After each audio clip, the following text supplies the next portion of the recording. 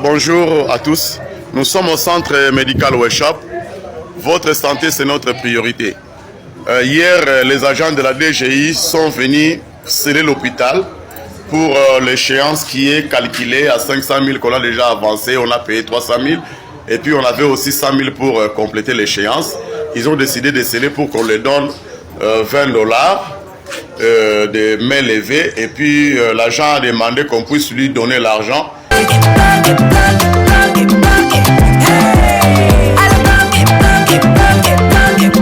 Oyoki elengi ya Congo, tapez les mains, tapez les mains, tapez les mains, tapez les mains, tapez les mains. Bonjour à tous. Nous sommes au centre médical Weshop. Votre santé, c'est notre priorité. Hier, les agents de la DGI sont venus sceller l'hôpital pour l'échéance qui est calculée à 500 000 qu'on a déjà avancé. On a payé 300 000 et puis on avait aussi 100 000 pour compléter l'échéance. Ils ont décidé de sceller pour qu'on leur donne 20 dollars de main levée et puis l'agent a demandé qu'on puisse lui donner l'argent. J'ai dit je vais payer à la caisse, il a refusé. Donc vous voyez vous-même, les gens qui sont à l'intérieur ne peuvent pas sortir depuis hier à 14 h. Et puis les gens, les médecins qui sont venus travailler ne peuvent pas entrer. Donc nous sommes bloqués. Nous sommes bloqués par la DGI. L'OPJ dit Nyama Boki est venu sceller l'hôpital. Il a scellé, ça fait déjà des jours aujourd'hui, depuis l'hôpital. Bonjour papa. Bonjour papa Nangani. Vous êtes dans le centre médical Weshop. Naza na ka opération.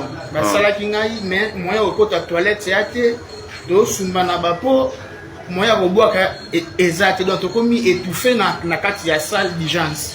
Moya pe ya kobima ezate to ebite bato so bakangeli biso nini. Donc tokomi lokola ba prisonnier. Na ebite na akolo bani est-ce que makama leta na basala ka bo pena boye est-ce que pena makama pena tambola la mboko pena boye vraiment otela baninga pena kadena. Nous avons des malades ici, vous voyez vous-même, nous avons des malades dont un accidenté qui est ici. Même ses frères et sa mère n'ont pas accès de venir. Maman, bonjour. Bonjour, papa. Olobi nini, maman? Papa, nalobi banda lobi to la mukaki. Tomoni kaka batu bakoti bakutenga kutu na mbeto. Ngala kasi kutu bazama nani ba bimina bimaboy. Na moni porte okanga. Ti siko porte oboye. Ba yete ngala kasi kutu bakozonga bafungola. Na comprendre ti siko neto sapo. Moye kutu mwana bimikande sa te banda kupa ba koza ka wana. Na kokwa ndenge nini papa kakai. Na mboko ngo kaka boy to zo vivre kaka boy papa. Ata yo moko papa mboko to kene kaka boy. Ata bino moko. Papa mboko ngo to vivre kaka boy. To tala bakulu na to tala susu bino koto ba konji ko landela biso. Ko landela biso. Merci beaucoup. Oui, Monsieur Gaston, vous avez quelque chose à dire? Oui, bon, c'est quand même... Bonjour MD. Bonjour. C'est notre médecin directeur, docteur Justin Kilag. Je ne comprends pas, c'est depuis le matin, je suis venu pour travailler. Malheureusement, je vois... L'hôpital scellé. L'hôpital est scellé. Je ne comprends même pas. Il semblerait qu'il y a un agent de la DGI qui est venu fermer l'hôpital. Et je ne sais pas pour quelle raison. Pour une petite dette de 100 000, l'hôpital doit être scellé, libre avec les autres. Et nous sommes des contribuables de bonne volonté. On a déjà payé une grande partie de la somme. Je pense bien que cette situation, il faut que la hiérarchie vienne voir ça et voir qu'est-ce que nous devons faire pour ça. Merci.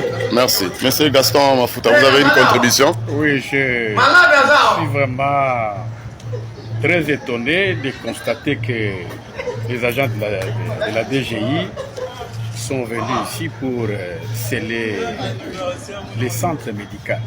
Ça s'est fait nulle part. Nulle part.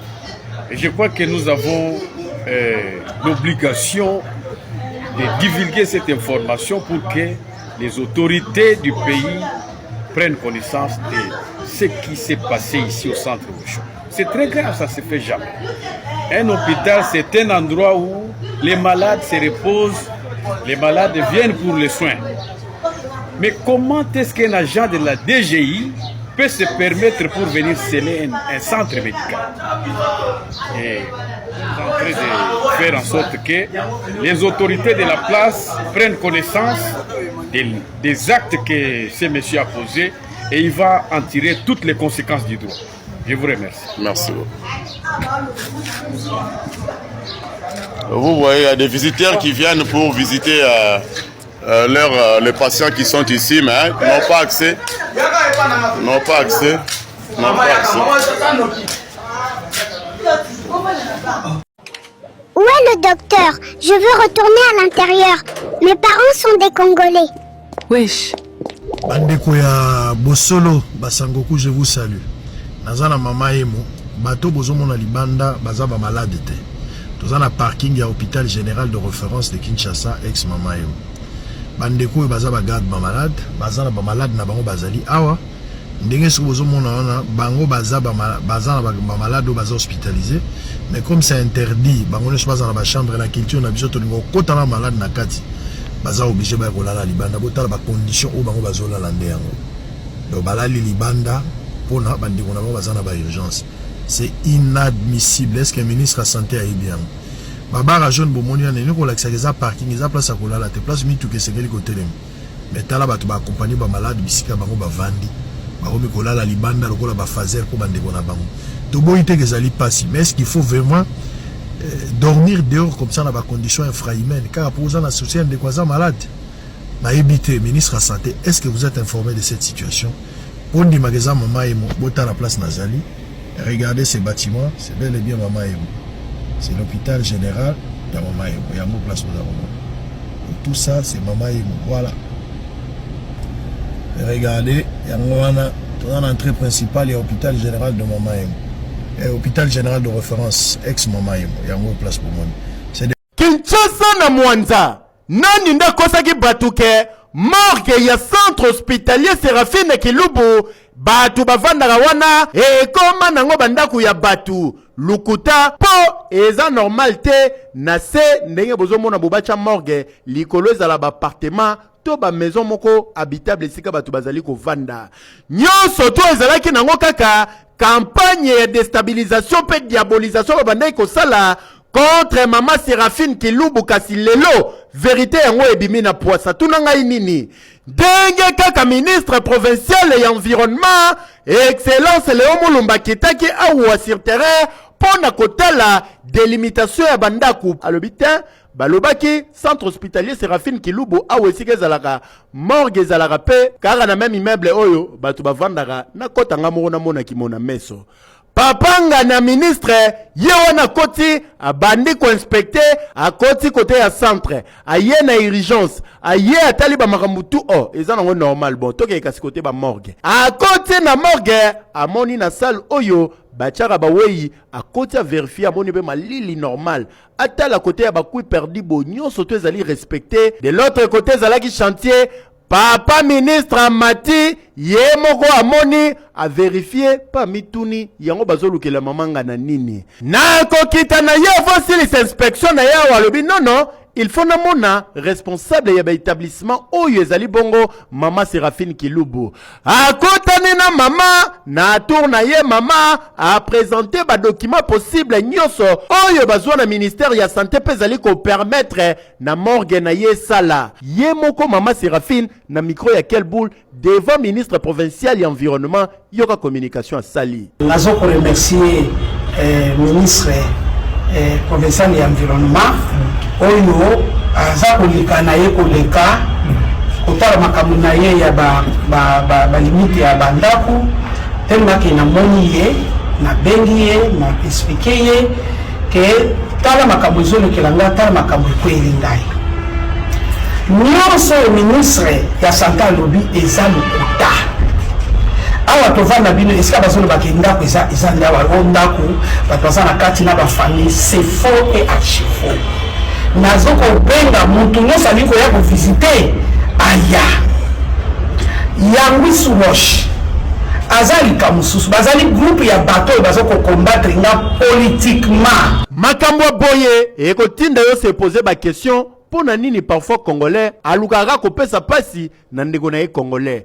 Nyonso oyo mama Séraphine Kilubu asalaka, même centre hospitalier na ye, même morgue oyo ezali kaka pona kosunga bandeko. Parfois batu musu pe bayaka awa mbongo mukie mama sunga biso salisa biso na ba service funérailles na ye pe pona ba soins de santé na centre hospitalier na ye mama salaka yango. Mais en retour tala batu amite mama be awa bakei ko balusa dossier. Imaginez mutu okoki ko ya ko bebisa musala ya ndeko na yo ozobosa na ke bakinwe bele bandeko bele bazora basoin awa basunga maka awa na ba employé pe basalaka awa. Mama Séraphine Kilubu motema malamu na yo na kolonzamba ndima continue toujours ko servir mboka. Keyo. Où est le docteur? Je veux retourner à l'intérieur. Mes parents sont des Congolais. Wesh. Tokosala pena université awa na Mbandaka. Kala université moi mo bango babwanga ki ya modèle oyo. Komona déjà ndenge ekobanda kotongama. Université au standard moderne. Ba université obo bomona na poto wana ekotongama wana Mbandaka. Nazali kopesa bino parole na ngai. Il fait bon vivre à Goma qu'à Kinshasa. Kinshasa bokomi si solo boke bozu baluba. Baluba bazoya na ba moto balongwe chikapa, balongwe mujimba ibaye bakatisi pon ya Luange o Kabila ngwa tongela bangwale. Baye na ba chamba baleki kikwit lobi bangwana tukutuku weto awu tukutuku. Yo manseba botondi sengo solo baluba. Kinshasa komi ya solo.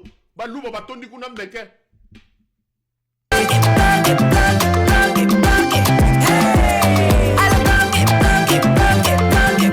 Oyoki elenge ya Congo.